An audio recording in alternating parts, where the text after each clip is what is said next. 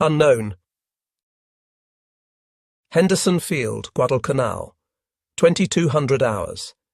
In the suffocating darkness of the Solomon Islands, Private Robert Youngdeer of the 164th Infantry Regiment checks his M1 Garand rifle one final time. His unit had arrived on the island just 11 days earlier, on October 13th, becoming the first US Army formation to engage in offensive operations against the Japanese. Now, in positions alongside Marines still armed with bolt-action Springfield rifles, the soldiers of the 164th grip their semi-automatic weapons, 8 rounds loaded in each en-bloc clip. Through the oppressive humidity and the cacophony of nocturnal insects comes a sound that freezes the blood of every American soldier. Thousands of Japanese troops beginning their charge, screaming "Banzai" and "Totsugeki" at the top of their lungs. Among the attacking force, Lieutenant Kenji Yamamoto of the 29th Infantry Regiment leads his platoon forward, his Type 38 Arisaka rifle, with its exceptionally long 31.4-inch barrel proving unwieldy in the dense undergrowth. The 5-round internal magazine has been loaded with 6.5 by 50mm Arisaka rounds, each one requiring him to work the bolt action to chamber, up, back, forward, down.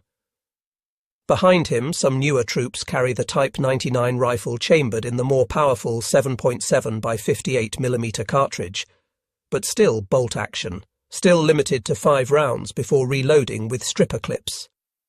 What happens in the next 12 hours of savage combat will demonstrate why American infantry possessed an overwhelming advantage in firepower that the Japanese never anticipated. The technological gap between the semi-automatic M1 Garand and the bolt-action Arisaka rifles would prove as decisive as any tactical doctrine, revealing how industrial innovation and mass production could determine the outcome of infantry combat in the world's first truly modern war. The battle about to unfold at Henderson Field would showcase a fundamental truth of the Pacific War. While Japanese soldiers displayed extraordinary courage and determination, they were handicapped by rifle technology that belonged to the previous war. The M1 Garand's semi-automatic action, 8-round capacity, and powerful .3006 Springfield cartridge gave American forces a rate of fire and stopping power that Japanese infantry, armed with bolt-action Arisaka rifles, simply could not match. This disparity in small arms capability would be multiplied across thousands of engagements throughout the Pacific theatre, from the steaming jungles of New Guinea to the volcanic ash of Iwo Jima, contributing significantly to the eventual American victory. The M1 Garand emerged from the mind of Canadian-American designer John Cantius Garand, who began work at Springfield Armory in 1919. After 17 years of development, testing and refinement, the US Army officially adopted his design on January 9, 1936, making America the first nation to issue a semi-automatic rifle as standard equipment to its infantry forces. The rifle fired the powerful .3006 Springfield cartridge, launching a 150-grain M2 ball projectile at 2,805 feet per second from its 24-inch barrel, generating 2,656 foot-pounds of muzzle energy. The genius of Garand's design lay in its gas-operated rotating bolt system. A small portion of propellant gas was tapped from a port near the muzzle, driving an operating rod that cycled the action automatically. Each pull of the trigger fired 1 round, with the gas pressure automatically ejecting the spent case and chambering the next round without any manual intervention from the shooter. A trained soldier could accurately fire between 40 and 50 aimed shots per minute, compared to the 15 to 20 rounds per minute achievable with a bolt-action rifle. The 8-round en-bloc clip, inserted from above into the fixed magazine, could be reloaded in under 3 seconds by a practiced rifleman. The development process had not been without challenges. Early prototypes used a primer-actuated system that proved unreliable. The rifle was originally designed for the .276 Pedersen cartridge, but General Douglas MacArthur intervened in 1932, insisting on retention of the .3036 Springfield round to utilize existing ammunition stockpiles. This decision delayed production, but ultimately proved fortuitous, as the powerful .306 cartridge provided excellent long-range performance and stopping power. The Arisaka rifles traced their lineage to Colonel Nariakira Arisaka's original Type 30 design of 1897, developed to replace the inadequate Murata rifles then in service. By World War II, Japanese forces primarily fielded two variants, the Type 38, adopted in 1905, and the Type 99, introduced in 1939, 2599th year of the Japanese calendar. The Type 38 fired the 6.5 by 50 mm semi-rimmed cartridge with a 139-grain bullet at 2,500 feet per second, generating approximately 1,650 foot-pounds of muzzle energy. The Type 99 used the more powerful 7.7 by 58 mm cartridge, firing a 182-grain bullet at 2,400 feet per second, with 2,300 foot-pounds of energy. Both Arisaka variants were bolt-action rifles with 5-round internal magazines, loaded via 5-round stripper clips. The Type 38's exceptional 31.4-inch barrel length made it one of the longest infantry rifles ever fielded, contributing to excellent long-range accuracy, but proving extremely cumbersome in jungle combat, where engagement distances rarely exceeded 100 yards. The Type 99, with its shorter 25.9-inch barrel, was more manageable, but arrived too late to fully replace the Type 38 in service. The Arisaka action itself was remarkably strong. Post-war testing proved it stronger than the American Springfield, British Lee Enfield, or German Mauser actions. The rifles featured an innovative safety mechanism that could be operated silently, and the bolt design incorporated a gas escape system to protect the shooter in case of a ruptured cartridge case. However, these engineering achievements could not overcome the fundamental limitation of manual bolt operation in an era of increasing firepower. The industrial disparity between America and Japan became starkly apparent in rifle production figures. Between 1936 and 1945, American factories produced approximately 5.4 million M1 Garand rifles. Springfield Armory led production with 3.5 million rifles, while Winchester Repeating Arms Company contributed 513,880 rifles. International Harvester and Harrington and Richardson would add additional production during the Korean War. Peak production at Springfield Armory reached 1,000 rifles per day by January 1944, with Winchester achieving 600 rifles daily at their height. This massive output ensured that virtually every American infantry soldier and Marine in the Pacific carried the semi-automatic rifle by mid-1943. The U.S. military's allocation system prioritized combat units, with the Marine Corps receiving 22,000 M1 Garands per month in early 1943, despite their initial reluctance to adopt the rifle. By the end of fiscal year 1942, the Marine Corps possessed 62,886 M1 Garands, though not all had reached frontline units. Japanese production presented a starkly different picture. From 1905 to 1945, Japan manufactured approximately 3 million Type 38 rifles across multiple arsenals, including Koishikawa, later Tokyo, Kokura, Nagoya, and Mukden Arsenal in occupied Manchuria. Type 99 production from 1939 to 1945 reached roughly 3.5 million units, manufactured at 9 different arsenals, including 2 outside Japan proper, Mukden in Manchukuo and Jinsen in Korea. Despite these substantial numbers totaling over 6 million rifles, Japan never achieved the production rates necessary to fully modernize their infantry arms. Many second-line troops, garrison forces, and naval infantry units still carried Type 38 rifles at war's end, creating logistics complications with 2 different ammunition types in use. American M1 Garand production maintained remarkably consistent quality throughout the war. Springfield Armory's quality control procedures rejected any rifle that failed to group within 5 inches at 100 yards. Interchangeability of parts between rifles from different manufacturers was strictly enforced through detailed specifications and gauging requirements. A damaged M1 Garand could be repaired in the field using parts salvaged from other rifles, regardless of manufacturer. The adoption of improved heat treatment processes in 1942 actually increased receiver strength over pre-war production. The finishes evolved for practicality rather than economy. The switch from blued steel to parkerizing improved corrosion resistance in tropical environments.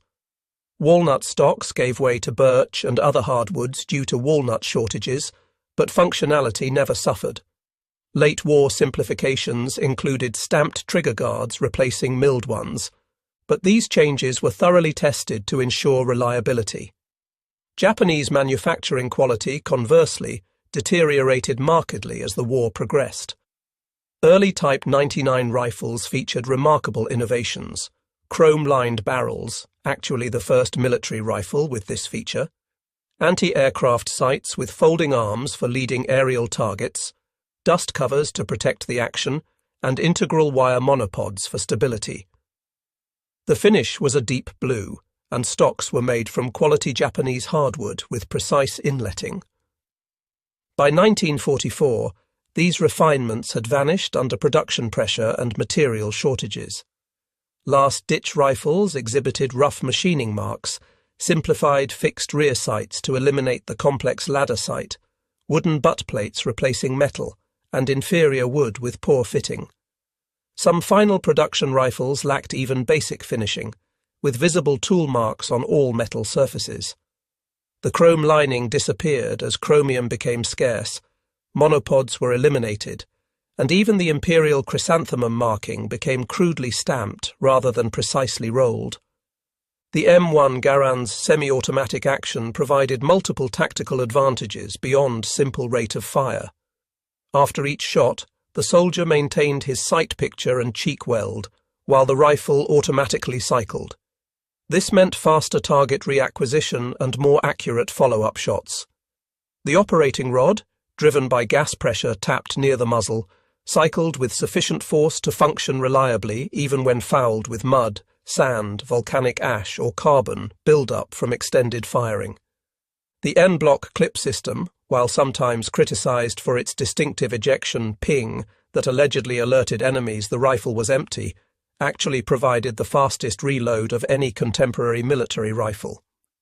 A trained soldier could reload in under 3 seconds, versus 5 to 7 seconds for a skilled user working with stripper clips on a bolt-action rifle. The clip ejection also provided immediate tactile and audible confirmation that the rifle was empty, preventing the confusion that could occur with rifles that didn't indicate an empty magazine. The M1's weight of 9.5 pounds, while heavy by modern standards, helped manage the substantial recoil of the .3006 cartridge, enabling rapid, accurate follow-up shots. The rifle's length of 43.6 inches was well balanced, with weight distributed between the heavy barrel and solid wood stock. The two-stage military trigger, while not match-grade, provided consistent performance that soldiers could master with training. The Arisaka rifles, despite their robust construction and theoretical accuracy, suffered from inherent limitations of bolt-action operation that became critical in Pacific combat. After each shot, the soldier had to manually cycle the bolt through 4 distinct movements, rotating the bolt handle upward, pulling it fully rearward to extract and eject the spent case, pushing it forward to strip a fresh round from the magazine and chamber it, then rotating the handle down to lock. This process broke the shooter's firing position, disrupted sight alignment, and required 2 to 3 seconds even for a well-trained soldier. The Type 38's extreme length of 50.3 inches made it particularly unsuitable for jungle warfare. Japanese soldiers found the rifle catching on vines, difficult to swing onto targets in dense vegetation, and nearly impossible to use effectively in bunkers or fortified positions. The long barrel, while providing excellent long-range accuracy with minimal bullet drop, was a liability when combat ranges rarely exceeded 100 yards and often occurred at conversational distances. The 5-round magazine capacity meant Japanese soldiers had to reload 60% more often than Americans to fire the same number of rounds. Loading via stripper clips required opening the bolt, positioning the clip correctly, pressing the rounds down into the magazine while withdrawing the clip, then closing the bolt, a process taking 5 to 7 seconds under ideal conditions and much longer under combat stress or in awkward firing positions. The .30-06 Springfield cartridge used by the M1 Garand was already standard throughout the US military for the M1903 Springfield rifle, M1917 Browning machine gun, M1919 Browning machine gun, and Browning automatic rifle. This commonality simplified logistics immensely. A single ammunition type could supply rifles, automatic rifles, and machine guns. The cartridge's rimless design fed reliably from clips, belts, and magazines. American ammunition production was staggering. The Lake City Army ammunition plant alone could produce 200 million rounds annually by 1943. Frankfurt Arsenal, Denver Ordnance Plant, and other facilities added hundreds of millions more rounds. Quality control ensured consistent ballistics. M2 ball ammunition maintained a velocity variation of less than 40 feet per second between lots. Japanese forces faced a more complex ammunition situation. Units equipped with Type 38 rifles required 6.5 by 50 mm semi-rimmed ammunition, while those with Type 99s needed 7.7 by 58 mm rounds. The 6.5 mm round, while generating less recoil and allowing soldiers to carry more ammunition, proved inadequate against covered positions and lacked stopping power. The 7.7 mm round addressed these deficiencies but created a dual supply requirement. This 2-caliber system created persistent logistics problems. Documented instances include the 23rd Infantry Regiment on Guadalcanal receiving 7.7 mm ammunition for their Type 38 rifles, rendering both weapons and ammunition useless. Similar mix-ups occurred during the Philippines campaign and on isolated island garrisons. The semi-rimmed design of the 6.5 mm cartridge occasionally caused feeding problems in tropical conditions where ammunition became corroded. When the U.S. Army's 164th Infantry Regiment, a North Dakota National Guard unit, arrived at Guadalcanal on October 13, 1942, they brought with them something the Marines desperately wanted: M1 Garand rifles. The Marines, still armed primarily with M1903 Springfield bolt-action rifles, watched with a mixture of envy and skepticism as the Army soldiers unloaded their semi-automatic weapons. During the climactic battle for Henderson Field on October 24 to 25, 1942, the advantages became undeniably clear. Staff Sergeant Mitchell Page, though a Marine armed with a machine gun rather than a rifle, fought alongside soldiers of the 164th and witnessed their firepower firsthand. Private First Class James Cass of Company M, 164th Infantry, later recalled, "The Japs came at us in waves, barely visible in the darkness except for the glint of their bayonets. With our Garands, we could put 8 rounds into them before they covered 30 yards. Each man was like a machine gun section. We'd fire, the rifle would cycle itself, and we'd fire again. No working a bolt, no breaking our sight picture. Just squeeze, boom, 8 times before reloading." The 164th companies were fed into the line piecemeal as the Japanese attack developed, reinforcing Marine positions that were beginning to buckle.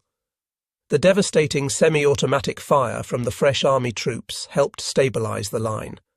Colonel Bryant Moore, commanding the 164th, reported that his men expended over 250,000 rounds of 30 caliber .06 ammunition in the 2-day battle. Japanese bodies stacked up in front of positions held by the 164th, many killed by the rapid, accurate fire of M1 Garands. Marine Private Robert Leckie, who would later write the memoir Helmet for My Pillow, observed the Army troops in action. "We thought they were green, these dog faces with their newfangled rifles. But when the Japs charged, those Garands spoke with a voice we'd never heard before. It was like a continuous roar, not the sporadic crack-crack of our Springfields. Sergeant Masao Watanabe of the 29th Infantry Regiment, 2nd Division Sendai, survived the October offensive at Guadalcanal. In his post-war memoir discovered in Japanese military archives, he wrote, "We were told the Americans were soft, that our Yamato spirit would overcome their material advantages. Our officers assured us that one Japanese soldier was worth 10 Americans. But when we charged their lines that October night, it was like running into a wall of lead. Every American soldier seemed to have an automatic weapon. Our Arisaka rifles, which we operated the same way our fathers had in the Russo-Japanese War, felt like antiques. We would fire once, work the bolt while taking cover, then fire again. In that same time, the Americans had already fired 4 or 5 rounds." Watanabe noted that Japanese tactics, developed against Chinese forces, often armed with older weapons or limited ammunition, proved suicidal against American firepower. The banzai charge that had scattered Chinese conscripts melted away before American rifles that never seemed to stop firing. We could not get close enough to use our bayonets. Our supposed advantage in spirit and close combat meant nothing when we were shot down 50 meters from their lines. Lieutenant Hiroshi Takahashi of the 230th Infantry Regiment provided another perspective in a letter found on his body. "The American automatic rifles are devastating. Each soldier can fire as fast as our light machine guns. When we advance, it sounds like we are attacking a position defended entirely by machine guns. Our men fall before they can work their rifle bolts for a second shot." At Cape Gloucester in December 1943, Marines of the 1st Marine Division, now fully equipped with M1 Garands after their earlier experience on Guadalcanal, landed in torrential rain on New Britain. Private First Class Eugene Sledge, author of With the Old Breed, later wrote about the M1's performance in the horrific conditions. "That Garand was the most reliable piece of equipment we had. In rain that came down like waterfalls, in mud that sucked at you like quicksand, that rifle kept firing. The Japs with their bolt actions couldn't match our rate of fire. When they'd try to set up positions in the jungle, we could put so much lead into the trees that leaves would fall like rain." Marine Sergeant John Basilone, who would earn the Medal of Honor on Guadalcanal primarily for his actions with machine guns, also carried an M1 Garand as his personal weapon. He noted, "The Garand gave every Marine the firepower of 3 men with bolt-action rifles. In the jungle, where you might only get a glimpse of the enemy for a second or two, being able to fire multiple shots without working a bolt meant the difference between killing him or him escaping to kill you later." During the Battle of Saipan in June 1944, the largest banzai charge of the Pacific War saw over 3,000 Japanese soldiers assault American lines in a desperate pre-dawn attack on July 7th. Private First Class Harold Agerholm of the 4th Marine Division, armed with his M1 Garand, helped repel the massive assault. Corporal John Miller recalled, "The Japs came at us shoulder to shoulder, screaming like banshees. Our Garands never stopped firing. As fast as we could pull the trigger, we fired. The ping of empty clips ejecting was constant, like some deadly music. The Japs, with their bolt actions, couldn't match our volume of fire. They'd get 1 shot off, maybe 2 if they were lucky, before our semi-autos cut them down." On Peleliu in September 1944, the 1st Marine Division faced Japanese forces who had learned from earlier defeats. Instead of banzai charges, they defended from fortified positions. But even in this defensive role, the bolt-action Arisaka proved inferior. Marine Corporal R.V. Bergin recalled, "When we spotted a Jap position, we could saturate it with rifle fire. 4 or 5 of us with Garands could put 40 rounds into a cave mouth in the time it took them to fire 5 or 6 shots back. We'd keep their heads down while other Marines manoeuvred with flamethrowers or demolitions." American training doctrine for the M1 Garand emphasized exploiting the rifle's semi-automatic capability while maintaining accuracy. At training camps across the United States, Fort Benning, Camp Perry, Fort Ord, and dozens of others, Soldiers spent weeks mastering their rifles. The standard qualification course required engaging targets from 100 to 500 yards, with emphasis on rapid target engagement and smooth trigger control.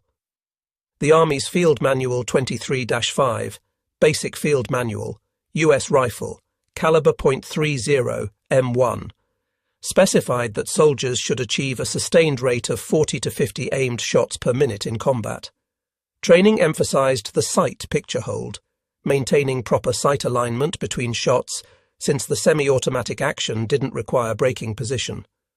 Soldiers learned to fire, observe impact, adjust, and re-engage quickly, taking full advantage of the M1's capability. Ammunition allocation for training was generous by any standard. Basic trainees fired a minimum of 210 rounds during qualification, with additional ammunition for advanced training. Combat units preparing for deployment often fired thousands of rounds per soldier. This extensive live-fire training built muscle memory and confidence that proved invaluable in combat. The Marine Corps, initially skeptical of the M1 Garand due to concerns about ammunition waste and degradation of marksmanship standards, eventually developed even more intensive training programs. Marine doctrine emphasized accurate volume of fire, not spray and pray, but rapid aimed shots that exploited the M1's semi-automatic action while maintaining the Corps' traditional marksmanship excellence. Japanese marksmanship training, rooted in samurai traditions of precision and discipline, emphasized the philosophy of one shot, one kill, Ichigeki Hisatsu. This principle reflected both spiritual beliefs about the warrior's focus and the practical limitation of bolt-action rifles. Japanese soldiers underwent extensive training at long range, with the Type 38's exceptional accuracy at distance considered a primary virtue. The Imperial Japanese Army's training manual stated, "The spirit of the attack must be the primary weapon of the infantry. The rifle and bayonet are merely extensions of the warrior's will." This emphasis on spiritual factors over material ones would prove catastrophic against American firepower. Japanese soldiers trained extensively in bayonet fighting, with daily practice in kata-like movements. The Type 38's exceptional length made it superior to most rifles in bayonet fighting, in theory. However, Pacific combat rarely offered the clear long-range shots for which Japanese soldiers had trained. The jungle terrain of Guadalcanal, New Guinea, and other battlefields limited visibility to mere yards. The banzai charges that had succeeded against poorly equipped Chinese forces or colonial troops met devastating failure against semi-automatic rifle fire. The sound of massed M1 Garand fire became a psychological weapon in itself. The rapid rhythmic crack of semi-automatic fire, punctuated by the distinctive metallic ping of ejecting clips, had a demoralizing effect on Japanese forces. A captured Japanese training document from 1943 instructed soldiers, "The American automatic rifles create a sound like many machine guns firing. Do not be discouraged by this volume of fire. Remember your spiritual superiority and press forward with determination."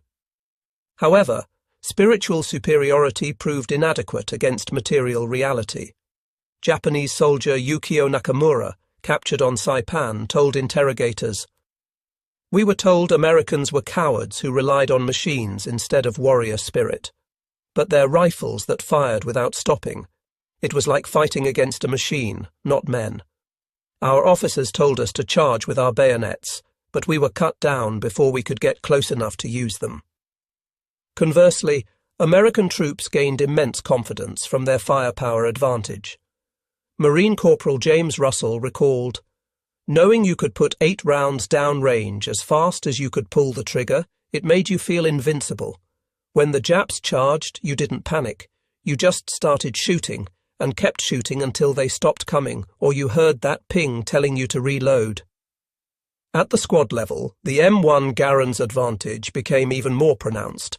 An American rifle squad of 12 men, armed with 10 M1 Garands and 2 Browning automatic rifles, could deliver 400 to 500 aimed rounds per minute in sustained fire. A comparable Japanese squad with Arisaka rifles might manage 150 to 180 rounds per minute, assuming well-trained soldiers managing maximum bolt action speed. This disparity fundamentally altered small unit tactics. American squads could effectively conduct fire and maneuver, with one fire team laying down suppressive fire while another advanced.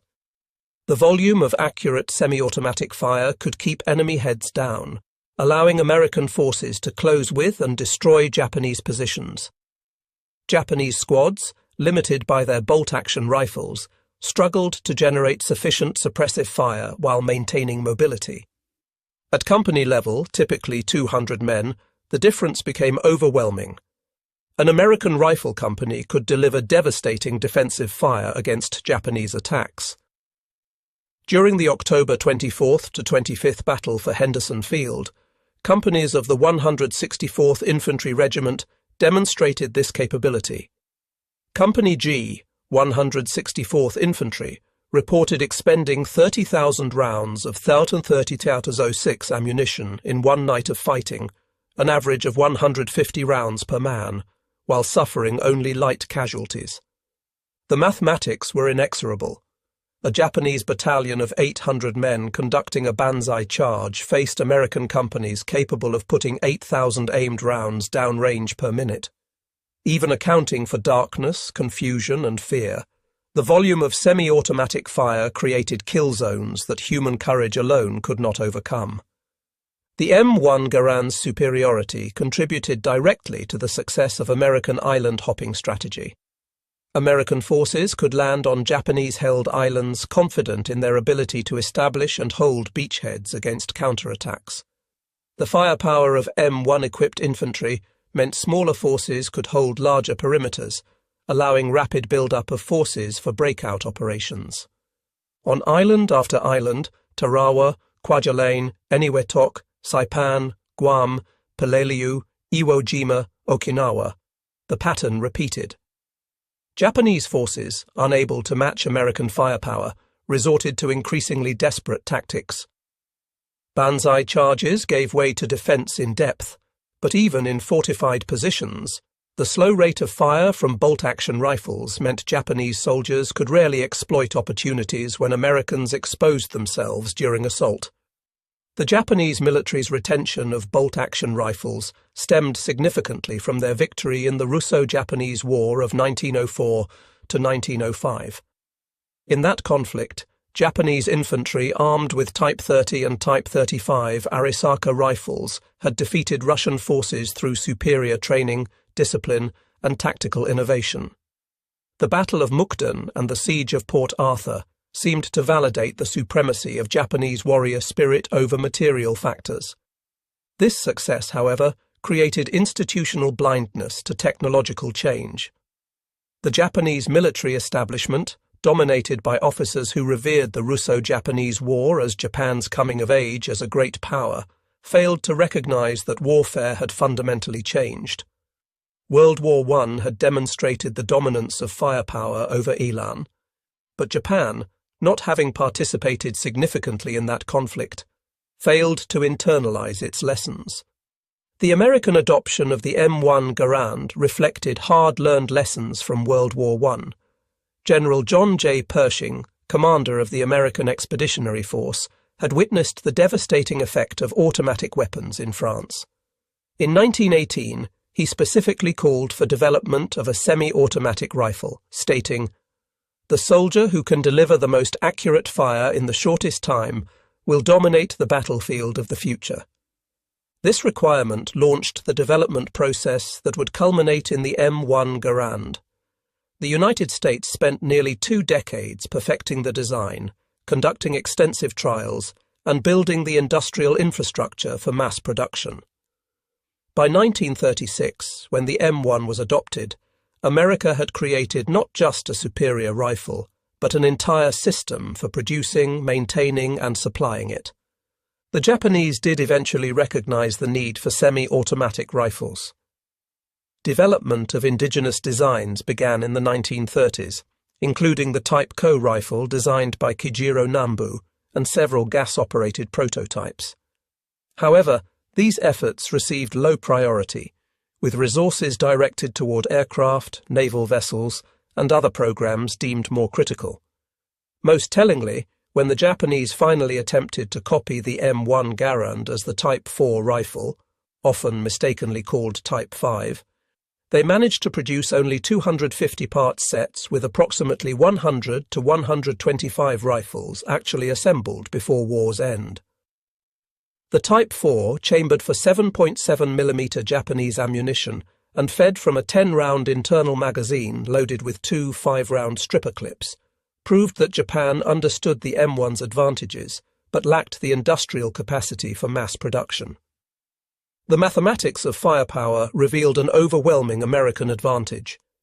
The M1 Garand firing M2 ball ammunition delivered 2,656 foot-pounds of energy at the muzzle. With a trained soldier firing 40 rounds per minute, this translated to 106,240 foot-pounds of energy delivered per minute. A bolt-action Type 99 Arisaka, firing the 7.7mm round with 2,300 foot-pounds per shot at a practical rate of 15 rounds per minute, delivered only 34,500 foot-pounds per minute, less than one-third the M1's energy output. The 30.06 Springfield's trajectory, while having more drop than the 6.5mm Arisaka at extreme range, proved superior at typical Pacific combat distances. At 300 yards, an unusually long engagement distance in jungle warfare, the .306 dropped 13.5 inches from line of sight while retaining 1,900 foot-pounds of energy, sufficient to penetrate multiple layers of jungle vegetation and still incapacitate enemy soldiers. The 6.5mm Arisaka, while dropping only 11 inches at the same range, retained only 1,100 foot-pounds of energy, often insufficient to penetrate cover. U.S. Army ordnance tests conducted at Aberdeen Proving Ground in 1940 quantified the M1's advantage. In controlled trials, soldiers with M1 Garands consistently achieved 24 aimed shots per minute at 200 yards with 90% hits on man-sized targets. Soldiers with M1903 Springfields, functionally identical to Arisaka operation, managed only 10 aimed shots with 85% accuracy. In rapid-fire scenarios simulating response to sudden attack, M1-equipped soldiers could engage 3 separate targets in the time bolt-action users engaged one. Further testing examined sustained fire over longer periods. After 5 minutes of continuous firing, M1-equipped soldiers maintained 80% of their initial rate of fire, while bolt-action users dropped to 60% due to fatigue from working the bolt. The M1's semi-automatic operation required only trigger finger movement, while bolt-action operation demanded gross motor movements of the entire arm and shoulder. Combat statistics from Pacific battles revealed telling patterns. At Guadalcanal, Army units equipped with M1 Garands expended an average of 150 to 200 rounds per man per day of heavy combat. Marine units still equipped with Springfield rifles expended 60 to 80 rounds per man in similar conditions. This didn't represent ammunition waste, but rather the M1's ability to deliver effective fire at fleeting targets. Japanese forces, by comparison, rarely expended more than 40 to 50 rounds per man per day, limited by both ammunition supply and the mechanical constraints of bolt-action operation. Captured Japanese after-action reports frequently cited ammunition shortages, but even when ammunition was available, the slow rate of bolt-action fire limited consumption. Japanese military documents captured throughout the war revealed increasing awareness of American firepower superiority. A report from Lieutenant General Harukichi Hyakutake, commanding the 17th Army on Guadalcanal, stated in November 1942, "Enemy rifle fire has density and accuracy beyond our expectations. Each enemy soldier appears to be armed with an automatic weapon. Our forces cannot achieve fire superiority even with numerical advantage. Recommend emphasis on night operations and infiltration tactics to negate enemy firepower advantage." By 1944, Japanese tactical doctrine had evolved to acknowledge American material superiority. The instructions for the decisive battle, issued to defenders of the Mariana Islands, stated, "The enemy's automatic rifles and machine guns create an impenetrable wall of fire during daylight. All attacks must be conducted at night or under cover of adverse weather. Daytime movement invites annihilation." Lieutenant General Tadamichi Kuribayashi, the brilliant defender of Iwo Jima, wrote in January 1945, "The American automatic rifles are remarkable weapons. Each soldier possesses firepower equal to 3 or 4 of our riflemen. We must not waste lives in futile banzai charges against such firepower. Instead, we will make them pay for every metre of ground from fortified positions." His defensive strategy, avoiding suicidal charges in favour of defence in depth, prolonged the battle, but could not overcome American material superiority. The Japanese made several attempts to increase infantry firepower. The Type 100 submachine gun, introduced in 1942, was intended to provide automatic fire capability. However, production reached only about 27,000 units by war's end, insufficient to make a strategic difference. The weapon also fired the relatively weak 8mm Nambu pistol cartridge, lacking the range and stopping power needed for Pacific combat. More revealing was the Japanese effort to copy the M1 Garand itself. When American forces captured the Yokosuka Naval Arsenal in 1945, they discovered the Type 4 rifle program.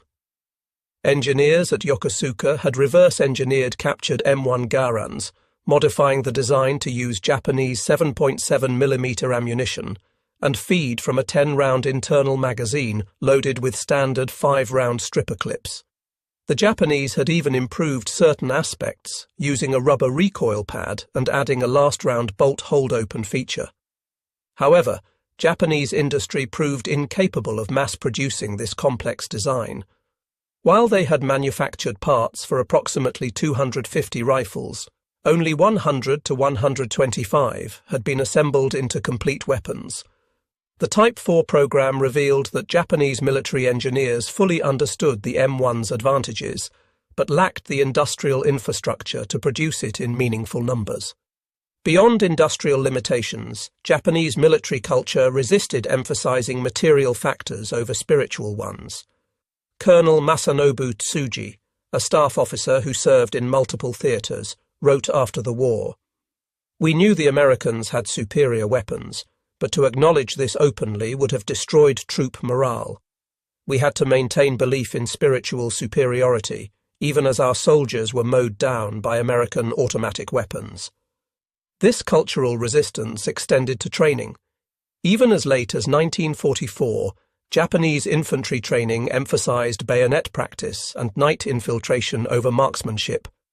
The official infantry manual devoted 3 pages to rifle marksmanship, but 12 pages to spiritual preparation and bayonet fighting. This imbalance reflected deep-seated beliefs about the nature of warfare that technical realities could not easily overturn. The Battle of Okinawa, April through June 1945, provided the ultimate test of American firepower versus Japanese determination. Here, on Japan's doorstep, 180,000 American troops faced 120,000 Japanese defenders in what would become the bloodiest Pacific battle. The Japanese, under Lieutenant General Mitsuru Ushijima, had learned from previous defeats. Instead of wasteful banzai charges, they prepared elaborate defensive positions in Okinawa's rocky terrain. Yet even in defense, the limitations of bolt-action rifles proved critical. When American forces advanced, Japanese defenders armed with Arisaka rifles could rarely deliver sufficient volume of fire to stop them. Private First Class Desmond Doss, the conscientious objector medic who would receive the Medal of Honor, later described the sound of American rifles supporting his rescue efforts. "The Garands were firing so fast it sounded like one continuous roar. Our boys could keep Japanese heads down while I went out for wounded. If they'd all had bolt-action rifles like the Japanese, I never could have saved those men." On May 4, 1945, the Japanese launched their only major counter-offensive of the battle. 5,000 Japanese soldiers attacked American lines in a coordinated assault designed to break through to the American rear areas.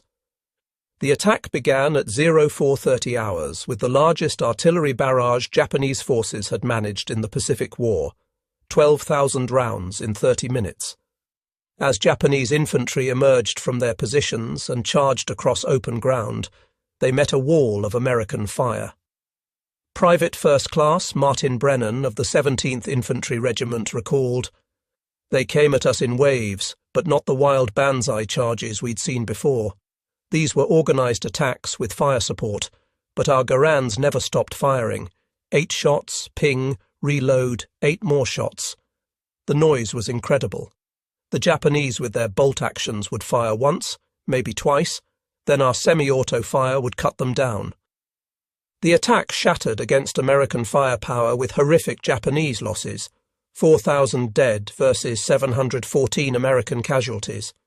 The rapid fire of thousands of M1 Garands, supported by automatic weapons and artillery, created killing fields where Japanese courage could not overcome material disadvantage.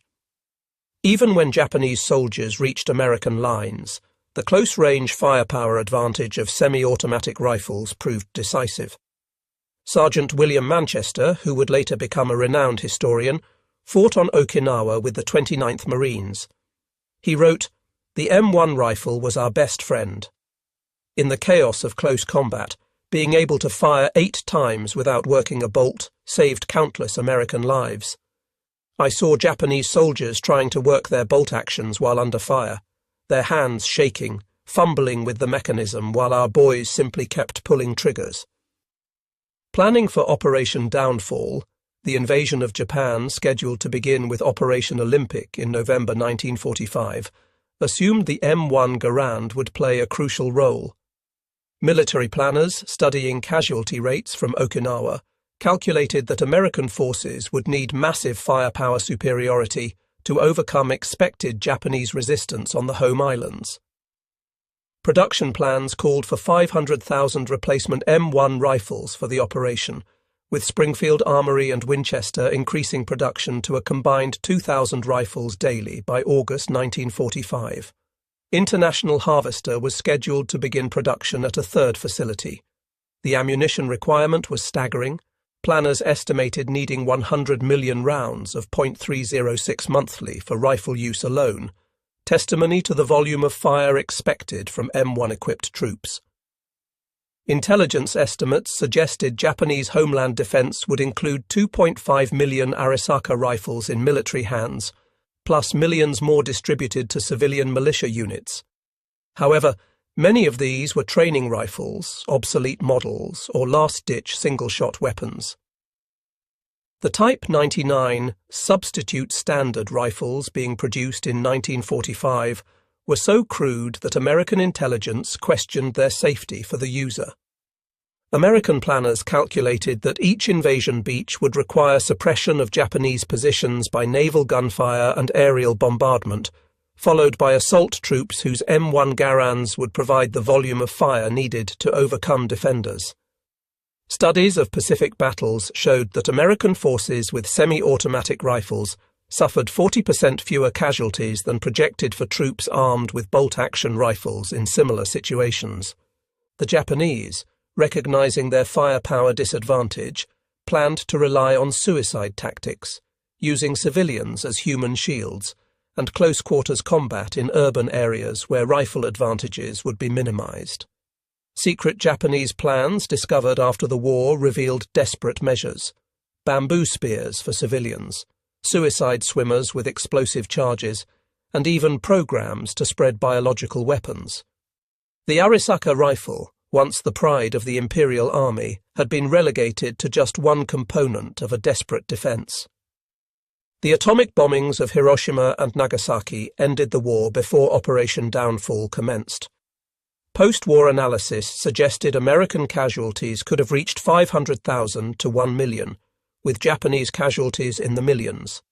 The M1 Garand's firepower advantage would have been crucial, but at a terrible cost in lives on both sides. The M1 Garand's success influenced military rifle development worldwide.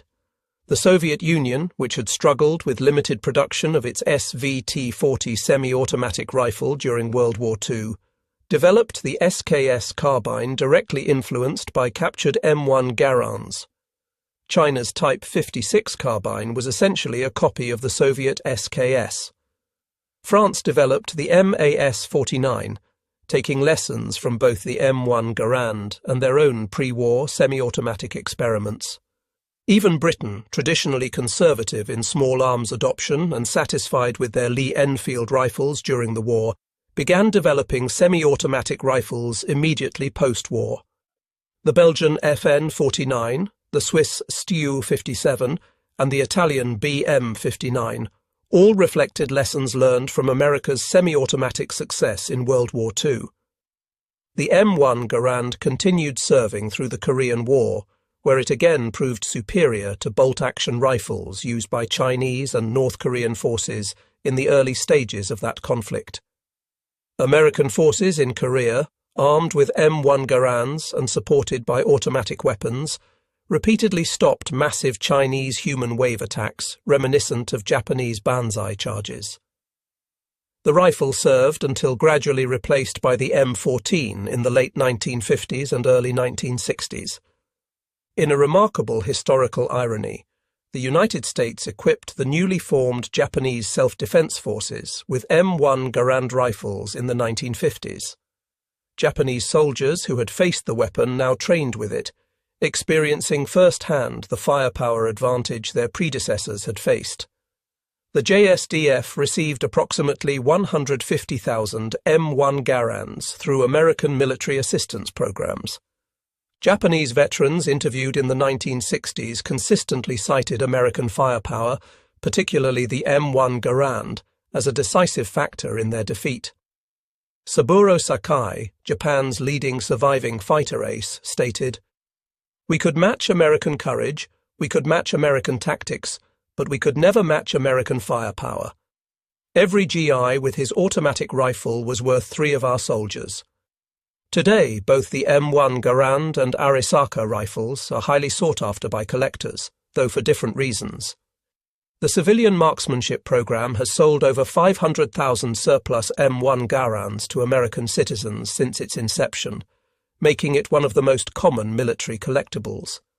The rifle's distinctive ping has become iconic in popular culture, featured in countless war films, television shows, and video games. The M1's reputation as the greatest battle implement ever devised, General Patton's famous assessment, remains unchallenged among World War II infantry weapons. Modern shooting competitions still feature M1 Garand matches, with the rifle proving remarkably accurate even by contemporary standards. Japanese Arisaka rifles, particularly those with intact imperial chrysanthemum markings, are prized collectibles. The chrysanthemum, symbol of the emperor, was typically ground off rifles before surrender, making intact examples rare and valuable. Modern testing has proven the Arisaka action to be exceptionally strong, stronger even than the Mauser or Springfield actions, but this strength could not overcome the fundamental disadvantage of bolt-action operation. Interestingly, both rifles have seen combat in the 21st century. M1 Garands have appeared in conflicts in the Middle East, supplied decades ago through military aid programs. Arisaka rifles have been documented in use by insurgent forces in Afghanistan and Myanmar, testament to the durability of the design even if tactically obsolete. On that October night at Henderson Field in 1942, as Private Robert Young Deere of the 164th Infantry Regiment and thousands of other American soldiers demonstrated the devastating effectiveness of semi-automatic rifle fire, they were proving a fundamental truth of modern warfare. Technological superiority, backed by industrial production, could determine the outcome of battle regardless of human courage or determination. The M1 Garand delivered 40 to 50 aimed shots per minute versus the Arisaka's 15 to 20, 8 rounds before reloading versus 5. Semi-automatic operation versus manual bolt manipulation. Weight of fire that could stop a banzai charge in its tracks versus single shots that required breaking sight picture to chamber the next round. These mathematical realities, multiplied across millions of individual firefights from Guadalcanal to Okinawa, helped determine the Pacific War's outcome. Lieutenant Kenji Yamamoto, who led that charge on October 24, 1942, with his Type 38 Arisaka, did not survive to see the dawn. His rifle, with its exceptional accuracy and admirable construction, its smooth bolt action and strong receiver, could not overcome the wall of semi-automatic fire that met his attack. Found after the battle, his weapon had 3 rounds remaining in the magazine. He had managed to fire only twice while advancing 100 yards under the concentrated fire of M1 Garands. Around him lay dozens of his soldiers, most with full or nearly full magazines in their Arisakas, having been cut down before they could effectively return fire. The story of the M1 Garand versus the Arisaka rifles ultimately tells a larger truth about World War II in the Pacific, that courage and determination, while admirable and necessary, could not overcome the arithmetic of firepower.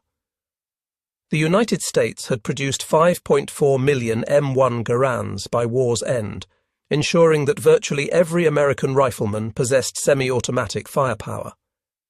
Japan, despite producing over 6.5 million rifles total, never escaped the technological constraints of bolt-action operation, never could match the volume of aimed fire that semi-automatic rifles produced. General George S. Patton's assessment of the M1 Garand as the greatest battle implement ever devised was not hyperbole, but mathematical fact. From the steaming jungles of Guadalcanal, where the rifle first proved its worth in American Army hands, to the volcanic ash of Iwo Jima, where Marines used it to break Japanese strongpoints, from the monsoon-soaked horror of Cape Gloucester to the desperate urban combat anticipated for Japan itself, the M1 Garand proved itself as more than just a rifle. It was a war-winning weapon that gave American forces a decisive edge in the most brutal theatre of the world's most terrible war. The distinctive ping of an ejecting en bloc clip became the sound of American victory in the Pacific, a sound that meant 8 enemy soldiers would never reach American lines, a sound that meant another Japanese position had been suppressed, another island secured, another step taken toward Tokyo Bay. Against it, the bolt-action Arisaka, for all its virtues of strength and accuracy, was simply fighting the last war with the last war's technology. In the final analysis, the Pacific War was won not by any single weapon or battle, but by the cumulative effect of American industrial might and technological superiority. The M1 Garand stood as perhaps the most visible symbol of this advantage at the individual soldier level. Every GI or Marine with an M1 possessed the firepower of 3 enemy soldiers, an advantage that no amount of spiritual training or warrior tradition could overcome.